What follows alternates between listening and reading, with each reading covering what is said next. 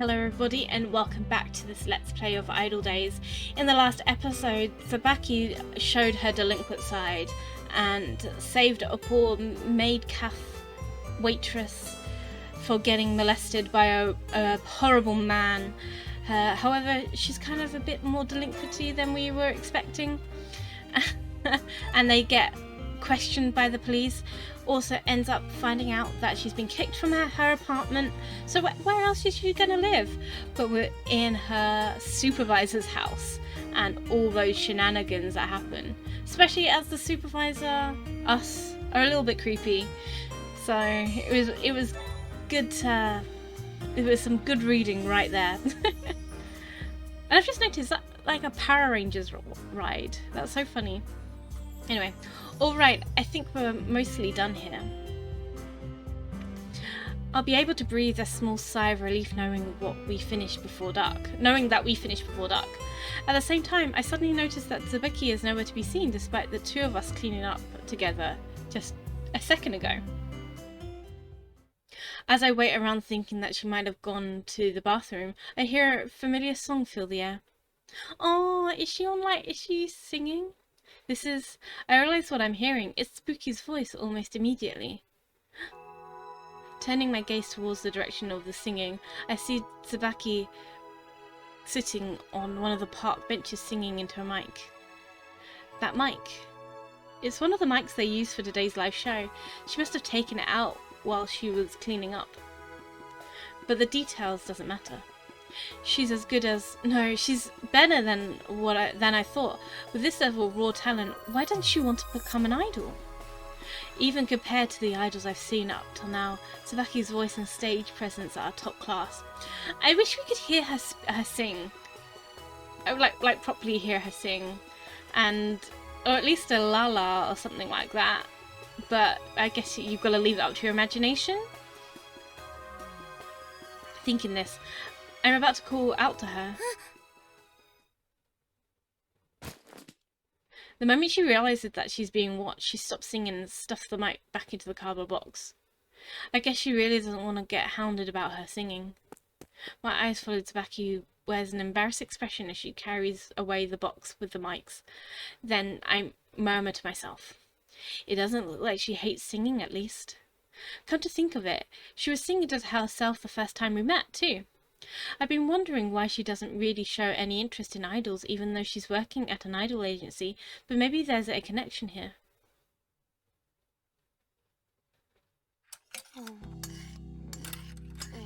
Oh, I don't like that sound. Can you not? Having finished up at the park, we decide to grab dinner at a Chinese restaurant I know before heading home. Tsubaki is eating her crab meat omelette in silence. Oh, I don't like this background noise. I can't stand that noise. Ever since I saw her singing, she hasn't been able to even look me in the eye. Why do I feel strangely guilty? It's not like I did anything wrong. Overcome by the feeling of having peeked in on someone's secret, I too eat my noodles in silence. I can't leave things like this. Not being able to have a conversation with someone I'm living with is too much. Screw this. Mustering up what little courage I have, I turn to speak to Tsubaki. An excuse? I need an excuse to start a conversation. There's no need to overthink this. Hey, Tsubaki? Nani? What? She replies coldly. A sword could hardly be any sharper than that cutting remark, and my courage withers in an instant. No, I just was thinking that you're really good at singing. Rallying my withered courage, I ventured these words. As that Tsubaki blushes and looks down at the floor. Could you forget about it? That wasn't really me. Not really you. That was you, whichever way you look at it. It's not like you have a split personality. Or does she? That would make it so interesting. I tilt my head in confusion, feeling unnerved at seeing her so quiet. This is the same Tsubaki who would normally ridicule, slap or punch me for saying anything she doesn't like.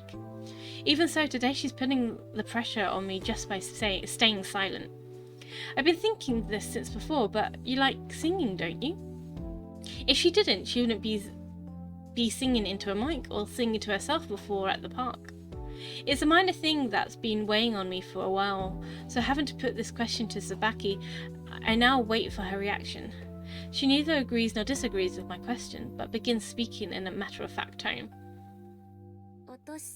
The thing about me is, looking at it from the outside, you'd think I was born and raised in a pretty well-off family.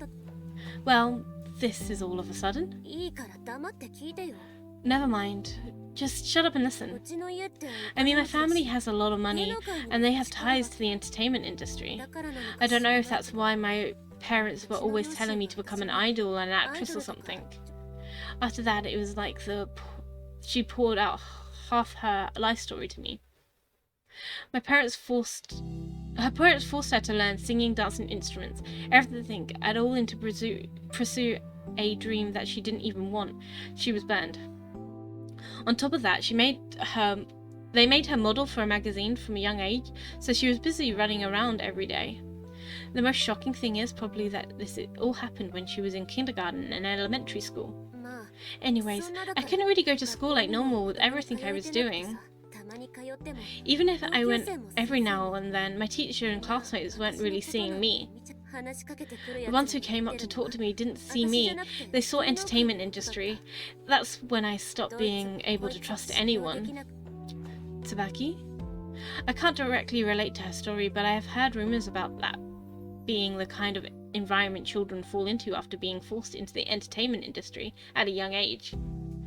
I'm sure there was bullying involved too, so it's not hard to imagine what a rough experience it must have been for her. That's why I thought I'd cut things off with my family and live how I want. My parents are the one who put me in the situation. They're the reason I start hanging around with the wrong crowd and getting into fights all the time. Ah, so the parents aren't dead, they're just pushy. I managed to cut loose in a lot of ways. Back then, I really felt like I was free. I wasn't tied down by anything, and being strong was the only thing that mattered.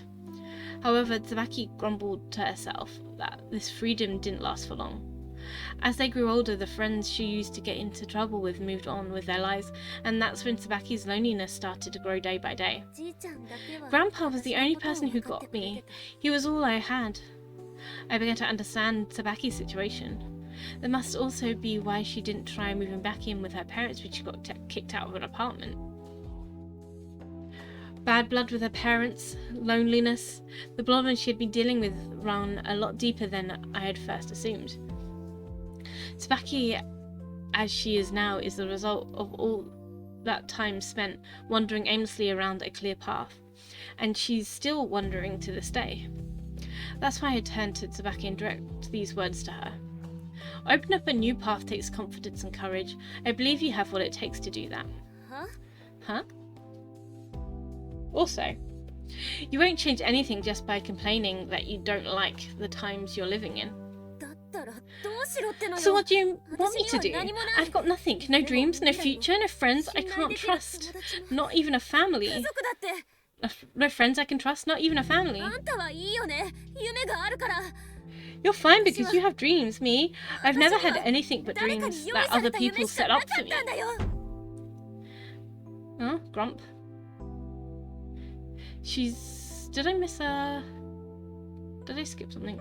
Oh, hold on, look. Seeing Tsubaki raise her voice and slam her hands down on the restaurant table, I start getting worked up myself. She's just running away. She's not the kind of person who can afford to give in to negativity and let her life go to waste. Well, everyone has their own way of living their life. It's not just Tsubaki. Shouldn't people get to decide how they want to use their time they've been given? Every life has its end. Show me what it takes to go on your own terms. Don't patronize me. I'm not going to sit here and listen to a lecture. Tsubaki shouts at me in indignation before blowing out a short breath, laying back against her chair grumbling. Anyway, what you said just now was probably just something from a manga, wasn't it? Yeah, they're some of my favourite quotes, so I was sure you'd mean something. So I'm sure they'd mean something to you. How stupid. Those kinds of lines only work on people who have hopes and dreams. Like I said before, I don't have any, so That's not true. You know everybody has hopes and dreams. You just don't realize it yet. Hopes and dreams are the fuel you need to build your future, you know. At the same time, they're also the energy you need to live in the present. My future? Yeah, the future is an extension of the present, so treasure the present and live without regrets. By the way, that's a famous quote from an anime I like. Pretty good, right? At this remark, something seems to give in Tsubaki's previously severe expression. She smiles softly. You just don't know when to quit. But thanks. I feel a little better. She doesn't look it at all, whatever she might say. The fact she's decided to open up to me about her problems is a big step forward. As her training supervisor, I also can't just leave her to keep carrying these negative thoughts. Thinking this, I glance at the clock inside the restaurant and nod.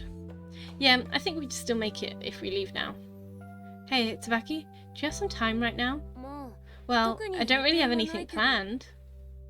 Then come with me for a while. I'll take you somewhere interesting. Huh? Right now? It's dark out. Oh, come on, it's fine. Saying this, I pay the bill and take Tsubaki's hand. Tsubaki's hand? I don't know, I keep calling it Tsubuki. Tsubaki's hand. I take her to a place that's very special to me. Go to the venue for famous idols. Go to the show venue for underground idols. Underground idols sounds so much better than famous idols.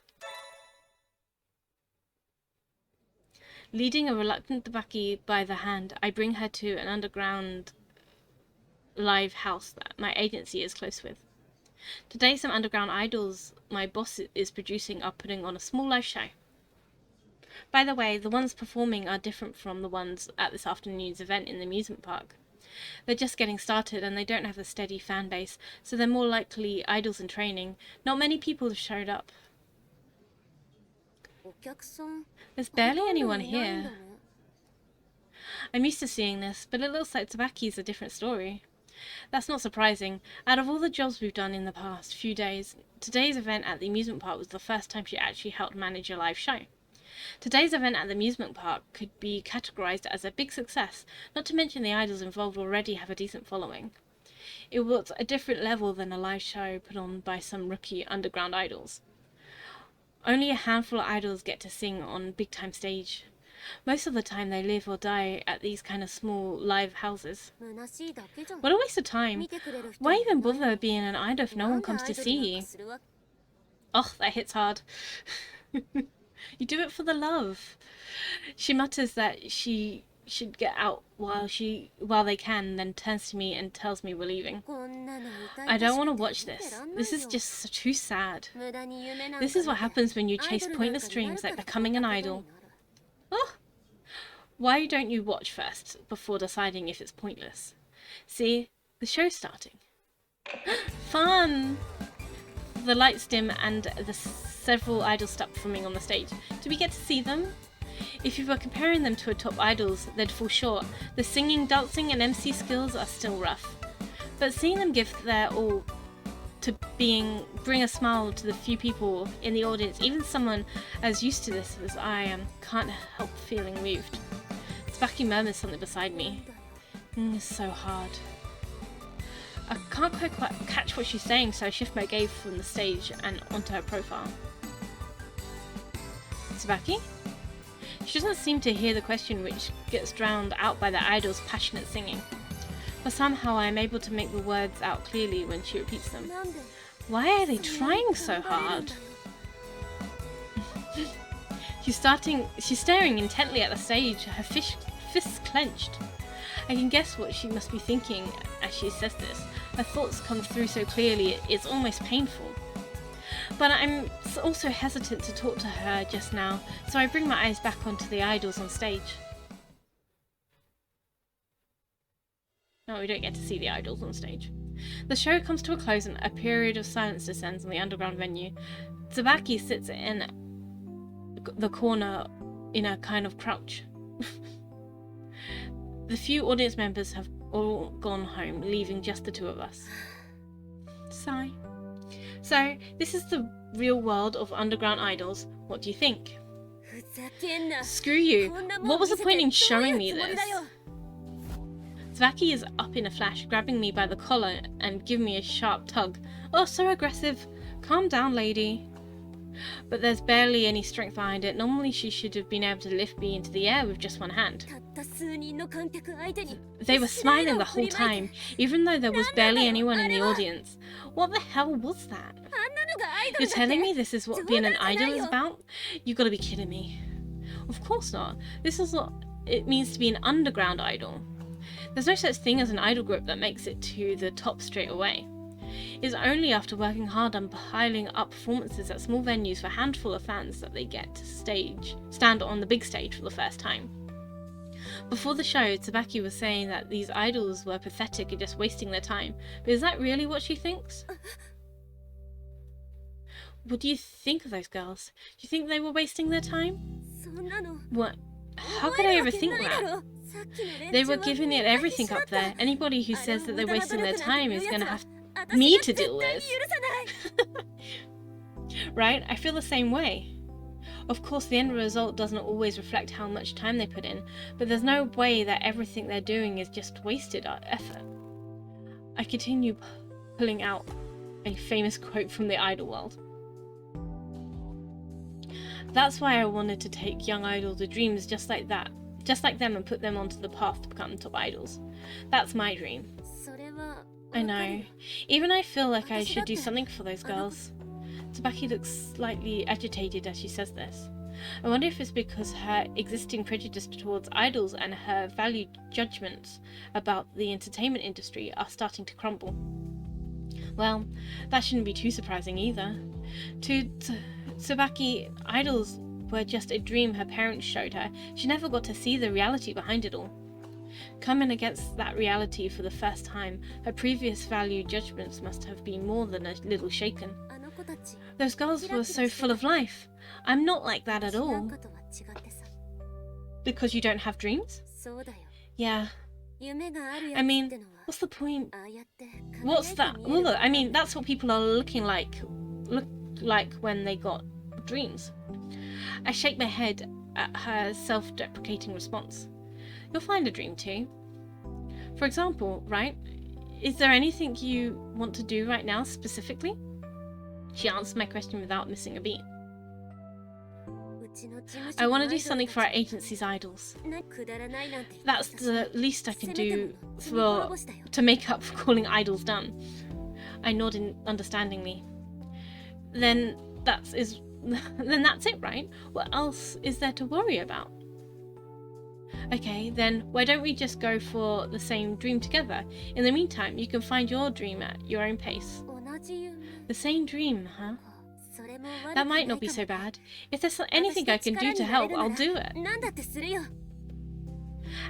I imagine I can see the resolve glimmering in her eyes as she says this.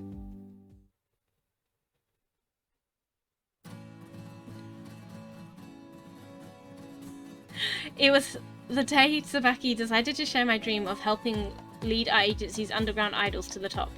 Tsubaki and I stopped by the office on our way back from the live show. There's nothing wrong with wanting to work hard, but can't it wait until tomorrow? I give a wry smile as we open the door to the empty office. I get it, but I want to take advantage of how I'm feeling now so I don't change my mind.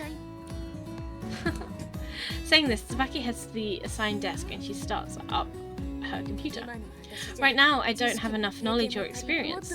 If I don't learn more about this industry, I'll never be able to produce top idols. That's true, do you research? Having said this, Tsubaki starts looking up some information online. She's right. If we don't have experience, then competing with knowledge is the right call. Of course, there are other things you need to brush up on too. You also need things like business skills to promote your idols, communication skills, and an ability to read the market. In other words, producing idols isn't an easy job. Which is why I haven't been put in charge of producing idols yet. Right now, my position is just backed up staff. I also have a lot to learn, just like Tsubaki. I can't go losing now. Did you say something? No, it's nothing. I want to head home in about an hour or so. Let's finish up what we need to do by then. Having said this, I too open my computer to look up information.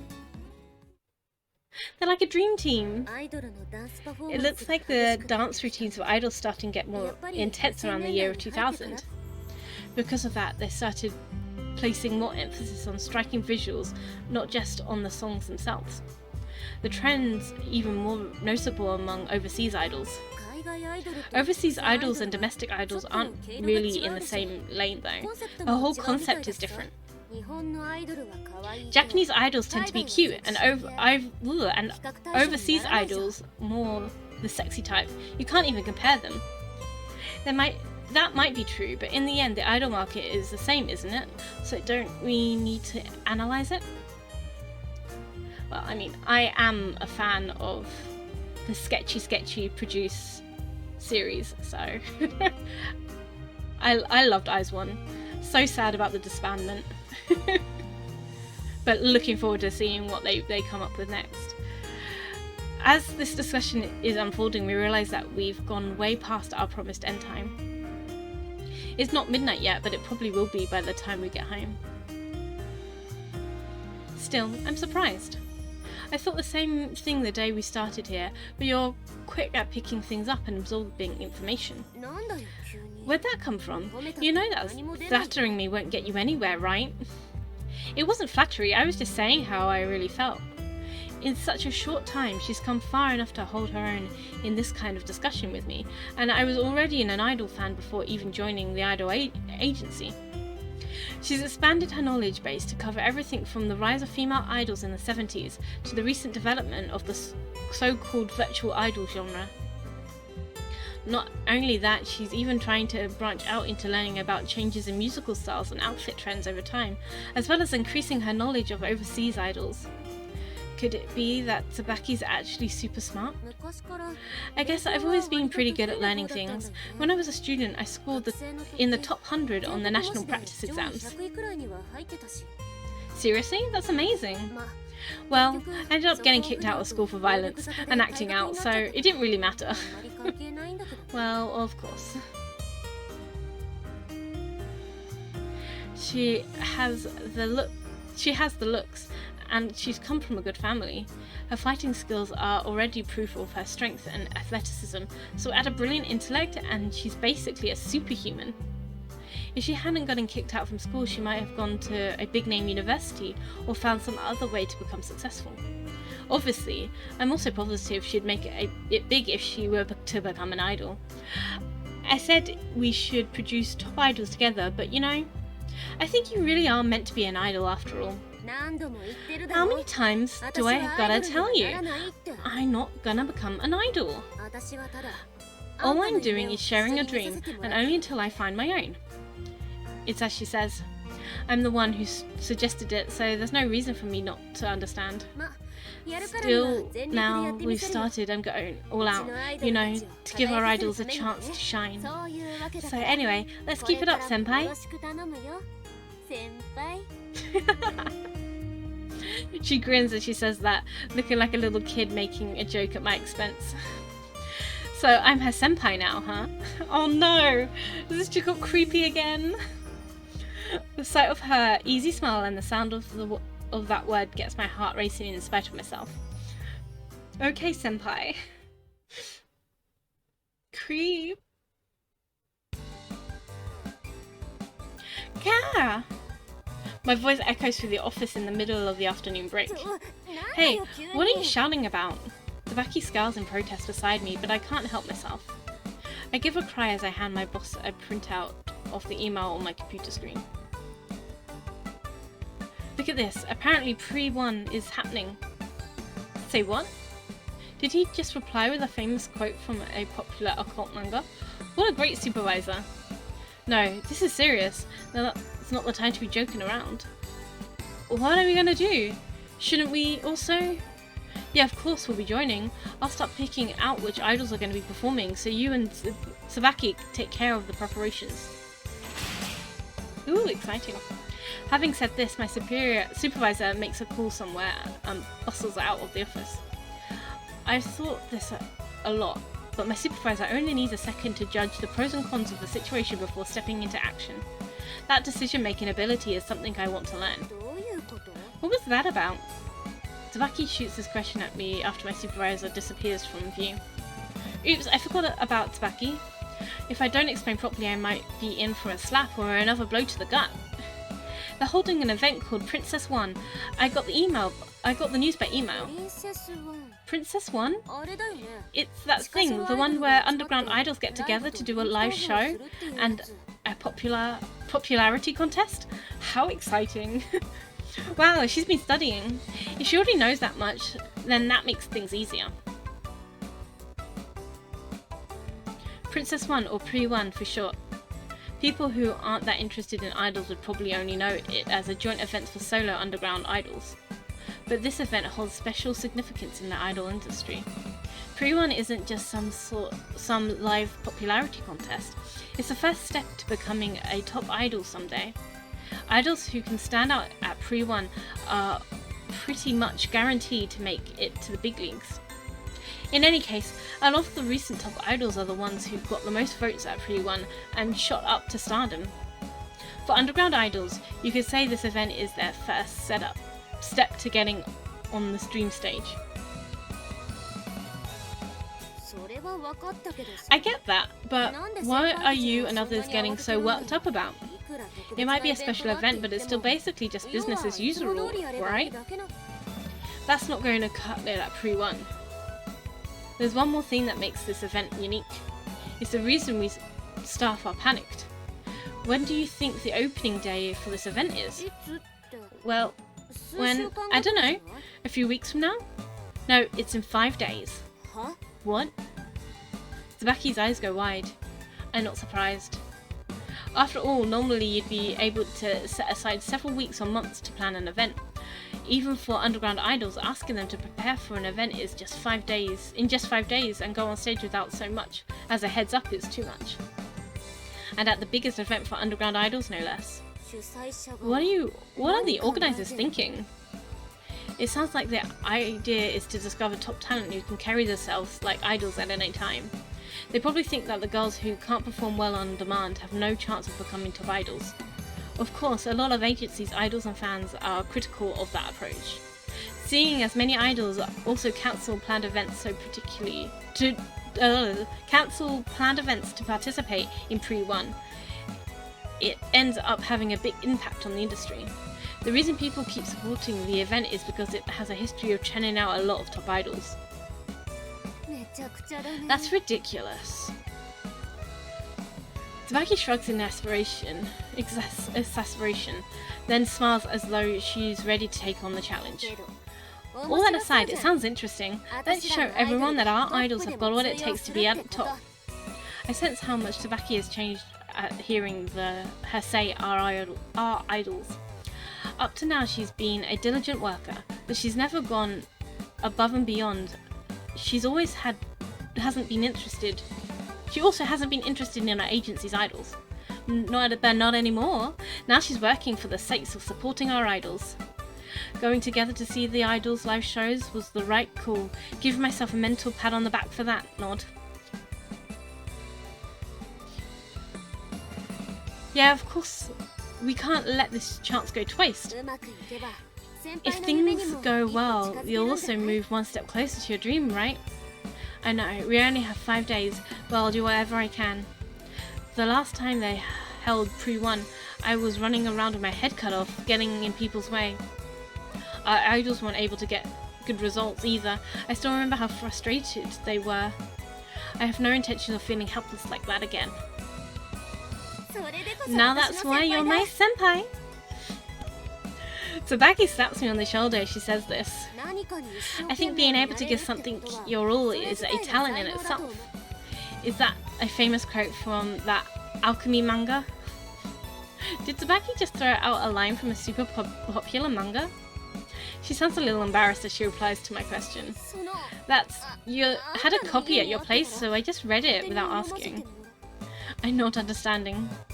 There's nothing to be embarrassed about, but I guess Tsubaki doesn't see it that way. I thought the line really fit you. I'm gonna do whatever I can to help you too. So let's do a good job. Thanks, Tsubaki. I feel like I can go 1,000. I feel like I just got 1,000 reinforcements. And on that lovely note, I'm going to end this episode here. Thank you so much for watching. Don't forget to like and subscribe and comment down what your favourite part of this episode was. And I'll catch you in the next episode. See you. Bye.